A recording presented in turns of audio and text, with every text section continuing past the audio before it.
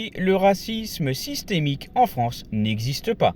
Il faut plutôt parler de phénomènes décentralisés de préférence et de réalisme statistique, pas d'un complot structurel comme le disent souvent les Noirs et les Arabes. Parce que comme vous le savez, quand on parle de systémique, on parle de système, donc des politiques ou des normes institutionnelles qui seraient elles-mêmes racistes. Sauf qu'en France, ça n'existe pas puisque la France est le pays de l'universalisme. Donc cela n'a aucun sens. De ce fait, la France n'est pas un pays raciste, comme le Sénégal par exemple. En revanche, il y a des discriminations ethniques mesurables.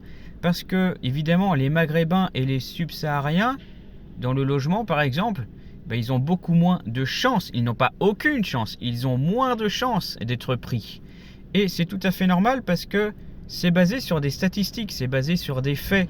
Et même les Maghrébins et les Noirs évitent de louer à d'autres Maghrébins ou à d'autres Noirs parce que statistiquement, c'est un mauvais choix.